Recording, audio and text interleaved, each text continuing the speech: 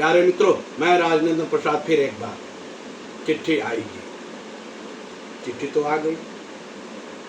25 तारीख से 30 मार्च तक आपको ट्रेनिंग करना है। अपने घर से 100 किलोमीटर 200 किलोमीटर की दूरी पर जाना है आपको। 24 तारीख को रिपोर्ट करना है और 25 से आपकी ट्रेनिंग चालू। अच्छी बात है। गुणवत्तापूर्ण शिक्षा के लिए, बिहार के चौमुखी विकास के लिए शिक्षकों का इस तरह ट्रेनिंग लेना वाजिब भी है। वे देना भी चाहते हैं, करना भी चाहते हैं, इसमें कहीं दो राय नहीं है। आगे से शिक्षकों को भी मालूम हो गया है कि अब हिंदुओं के जितने पर्व हैं या अन्य पर्व हैं, उन पर्वों का सदुपयोग ट्रेनिंग के रूप में ही करना है। वे अब मानसिक रूप से तैयार हो चुके हैं। मैंने कई अपने मित्रों से पूछा कि भाई आपको ट्रेनिंग में जाना है, कहीं कि अब तो आदत हो गई है। हर तरह का काम शिक्षकों ने किया है बिहार के उन्नति के लिए, बिहार को आगे बढ़ाने के लिए। अब तो सरकार जब यह तय कर चुकी है कि हर पर्व में आपको ट्रेनिंग कराना है और स्कूल ही खोलना है, तो अच्छी बात है। हम सरकारी सेवक हैं, सरकार से हम पैसा लेते हैं, इसके बदले सरकार जो चाहे वो कराए, अब कोई फर्क नहीं पड़ता है। ये उनका अधिकार है हमें ट्रेनिंग कराना, और मुझे भी ये अधिकार है ट्रेनिंग करना। करेंगे। सरकार के तरफ से ये अच्छी पहल है। फर्क सिर्फ यही है कि अगर ये ट्रेनिंग 24-25 के बदले 26-27 या 27-28 से रखा जाता तो शायद शिक्षकों के बीच में एक हर्ष का माहौल रहता। वे समझते कि जो सरकार मुझे बहाल की है वे हमारी खुशियों में भी शामिल है, पर ऐसा लगता नहीं है। ये अफसोस की बात है। शिक्षक तो अब ये भी मान चुके हैं कि माननीय मुख्यमंत्री के कहने के बावजूद जो काम नहीं हो सका, महामहिम राज्यपाल के प्रधान सचिव जिन्होंने खुद अपने हाथों से चिट्ठी लिखा, उस पर अभी तक कोई सरकार की प्रतिक्रिया नहीं मिली। शिक्षा मंत्री महोदय गुणवत्तापूर्ण शिक्षा की तो बात करते हैं। बिहार में कब गुणवत्तापूर्ण शिक्षा नहीं थी? हमेशा रहा है। बच्चे अच्छा करते रहे हैं। बिहार के बच्चे इसी स्कूल से निकल करके IIT और मेडिकल में एडमिशन ले रहे हैं। कोई विदेश से आकर के बिहार में थोड़ा पढ़ रहा है आदमी।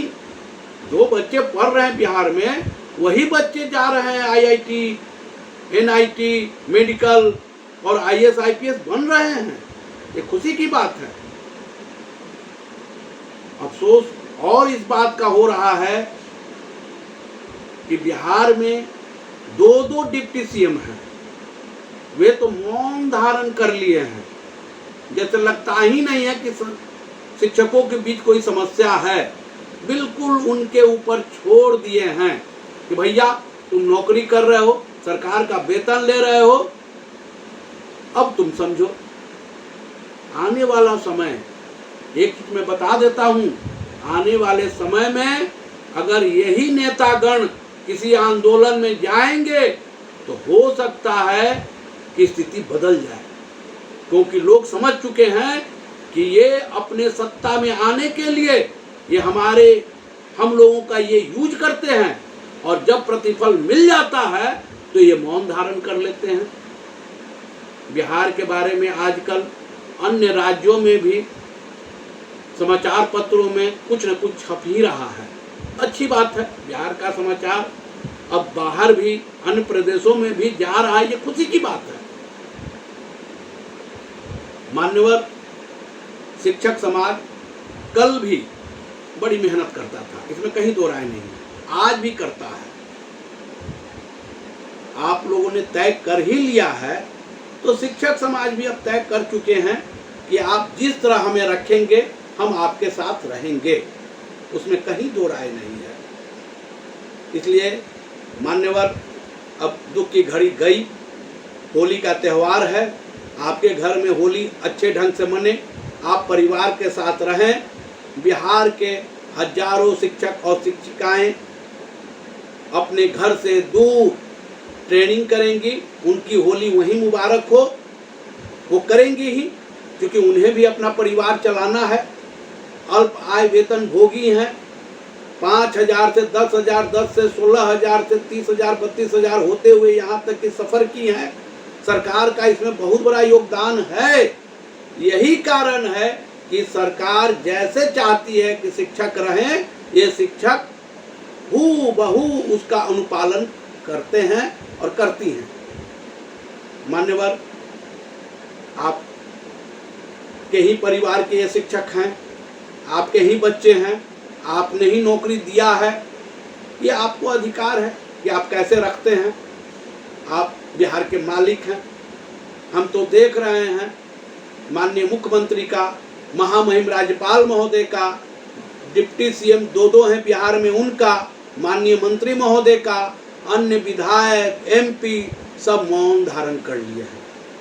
अफसोस तो और होता है जब प्रतिपक्ष के भी नेता कुछ नहीं बोलते हैं। उसका कारण ये है कि वो क्या बोले, कब उन्हें ही सत्ता पक्ष में आना पड़ जाए, तो इस डर से वो भी नहीं बोलते हैं। रही सही बात, मुझे कभी कभी लगता है कि हार में जीत, एक हमने 6ठी क्लास में कहानी पढ़े थे, हार में जीत। कभी कभी ऐसा भी लगता है कि जैसे किसी का सपना प्रधानमंत्री बनने का न हुआ हो, कोई उस ऊंचाई तक न पहुंच पाया हो, तो उसने निर्णय ले लिया हो कि भैया हम हार जाएं, वो मंजूर है, पर कोई आगे न बढ़ पाए। ऐसा लगता है, क्योंकि चुनाव के वक्त में इस तरह की स्थिति बनाए रखना, लोगों को उम्मीदों पर पानी फेरना, ये समझ से परे है। इसलिए हार में जीत भी कोई आदमी सपना देख ही रहा होगा। खैर, समझने वाले समझ रहे होंगे, जो ना समझ हैं उनको तो समझाया भी नहीं जा सकता है। इसलिए मित्रों, घबराए नहीं, ये वक्त है, समय सभी का आता है।